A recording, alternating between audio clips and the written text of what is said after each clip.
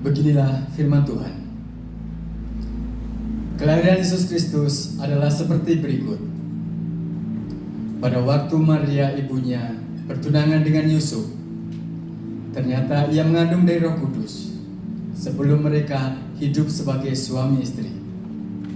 Karena Yusuf suaminya seorang yang tulus hati dan tidak mau mencemarkan nama istrinya di muka umum, ia bermaksud menceraikannya dengan diam-diam.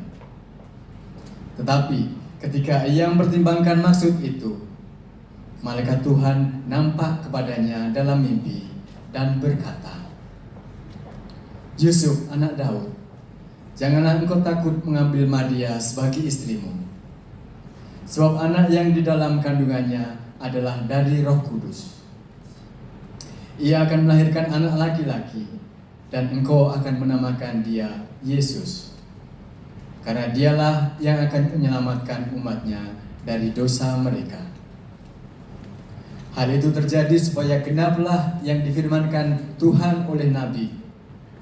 Sesungguhnya anak darah itu akan mengandung dan melahirkan seorang anak laki-laki, dan mereka akan menamakan dia Immanuel, yang berarti Allah menyertai kita. Sesudah bangun dari tidurnya, Yusuf berbuat seperti yang diperintahkan malaikat Tuhan itu kepadanya, dan mengambil Maria sebagai istrinya. Demikianlah sabda Tuhan. Ini tadi yang menjadi inti dari firman Tuhan hari ini. Kita mungkin sudah familiar dengan kata Immanuel. Artinya apa? El, Tuhan. Emanu, Tuhan menyertai. Bahasa Ibrani, Tuhan menyertai kita. Tapi tadi dikatakan bahwa dalam firman tadi dikatakan ini adalah nubuat dari seorang nabi. Tahu dari nabi siapa? Yesaya 7, bab 7 ayat ke-14 mengatakan, Tuhan sendirilah yang akan memberikan tanda kepadamu.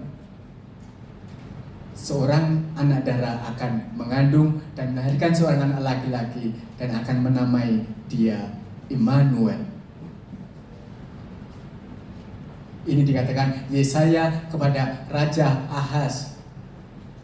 Dialah orang pertama yang mengatakan Immanuel. Tapi tahu nggak backgroundnya atau sejarahnya gimana? Pengen tahu nggak? Pengen nggak pengen, pokoknya saya akan katakan. Jadi pada waktu itu sekitar abad ke-8 sebelum Masehi, Israel itu dibagi menjadi dua kerajaan. Kerajaan atas, kerajaan Israel itu lebih besar, lebih kaya, lebih maju. Dan kerajaan kecil di Yehuda yang sangat kecil. Dan rajanya waktu itu adalah Ahaz. Sangat muda, tidak ada pengalaman, dan seorang yang penakut. Pada waktu itu ada rencana bahwa Raja Israel Utara bekerja sama dengan Raja Aram Damaskus. Itu mereka akan menyerang kerajaan Yehuda karena mereka tidak mau diajak bekerja sama. Dan ketika itulah Raja Ahaz sangat-sangat takut. Terjadi krisis di negara itu, kerajaan itu. Dan ketakutan itulah yang menyebabkan dia berpikir singkat. Ya, kalau orang-orang takut itu biasanya pokoknya apa aja kita selamat gitulah.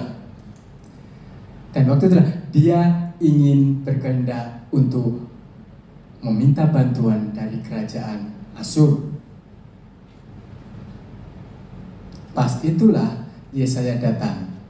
Kamu jangan minta ke sana, karena dengan minta ke sana kamu akan menyerahkan kerajaanmu kepada mereka. Kamu harus percaya pada penyelenggaraan Tuhan. Percaya bahwa Tuhan akan membantu kamu.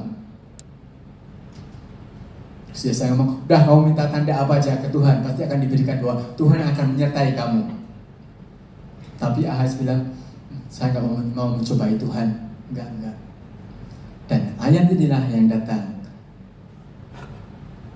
Tuhan sendirilah yang akan memberi tanda kepadamu bahwa seorang anak darah akan mengandung dan melahirkan seorang anak laki-laki, yang akan diberi nama Immanuel.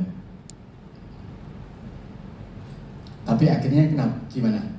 Ahaz tidak mendengarkan Yesaya, tapi dia mendengarkan kehendaknya sendiri dan meminta bantuan ke Asyur. Dan itulah awal dari kehancuran Yehuda. Dan Matius dalam firman hari ini menggunakan kisah ini untuk Yesus. Dunia yang gelap, dunia yang penuh dosa, dunia yang dalam krisis. Dan itulah dikatakan bahwa seorang anak akan lahir. Yesus datang sebagai penyelamat keadaan krisis itu, sebagai cahaya dalam kegelapan.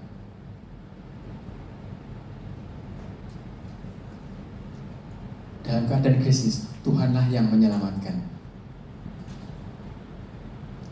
Apakah ada yang tahu tema tunangan dia? Bagaimana harus mengutarakannya kepada tunangannya? Kegundahan hati, krisis. Tapi Maria percaya bahwa inilah kehendak Tuhan, terjadilah padaku menurut kehendakmu. Maka dengan keberanian Maria, dia mau berkomunikasi dengan Yusuf. Pasti dia datang dengan agak-agak malu itu. Bang Yusuf, adik mau ngomong nih. Ada apa adik Maria? Adik lagi hamil. Perasaannya gimana Yusuf waktu itu? Pasti, siapa ini? Siapa cowok? Apakah ada cowok yang lebih ganteng daripada aku? Yang lebih baik daripada aku? Dia juga dalam mengalami krisis. Dan secara hukum Yahudi, orang yang sudah bertunangan dan kemudian gadisnya hamil, seorang laki-laki wajib untuk memutuskan wanita itu, menceraikan wanita itu. Itu wajib hukumnya. Makanya Yusuf berkehendak untuk menceraikan Maria. Tapi kebanyakan ketika diceraikan, gak ada yang mau dengan wanita itu karena udah hamil. Tapi Yusuf tidak mau mencemarkan nama baik Maria. Makanya dia ingin diam-diam menceraikan Maria. Hanya dua saksi cukup. Dalam keadaan itulah Tuhan mengutus malaikatnya untuk menjelaskan ini adalah dari Roh Kudus, anak Tuhan.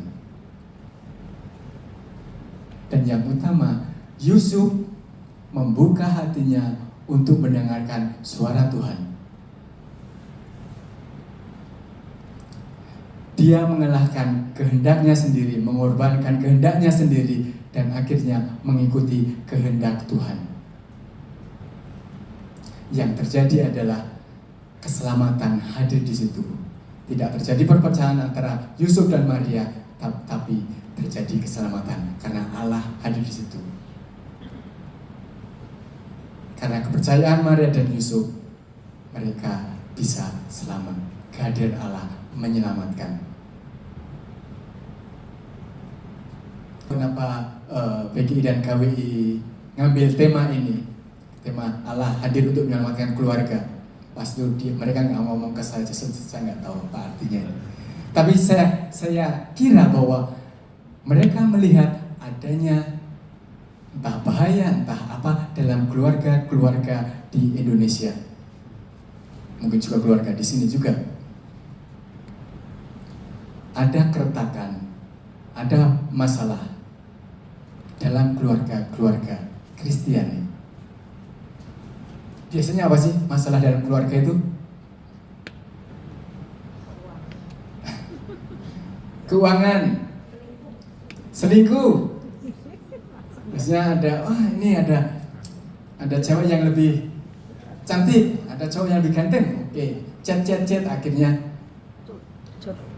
masalah kesehatan atau masalah komunikasi dengan anak-anak. generasi Alpha, Omega atau apa itu. Juga relasi antara sahabat atau mungkin juga kakak adik kita, banyak masalah. Ketika ada masalah semacam itu, apakah itu akan terselesaikan dengan yaudah percaya aja pada Tuhan?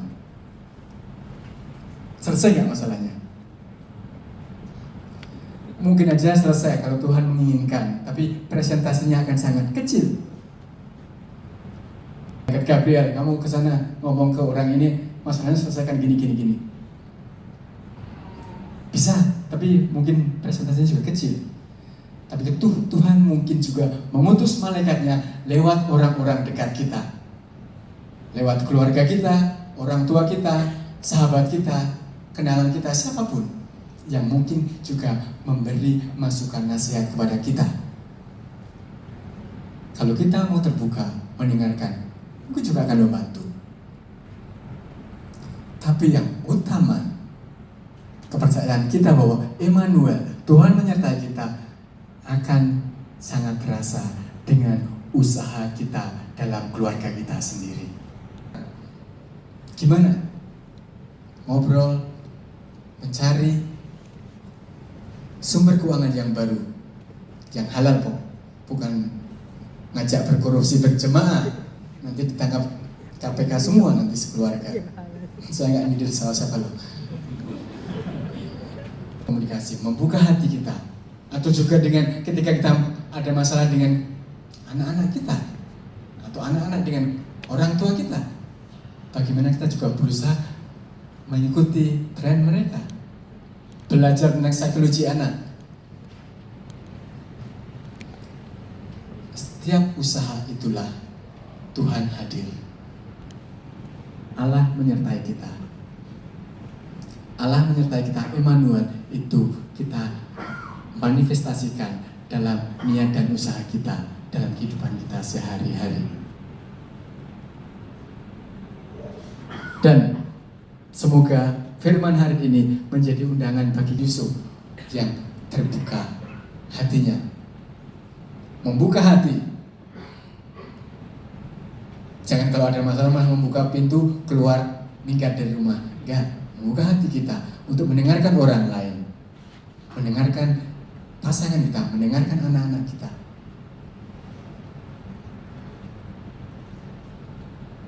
Dan disitulah kita akan merasakan Tuhan sungguh hadir dalam hidup keluarga kita.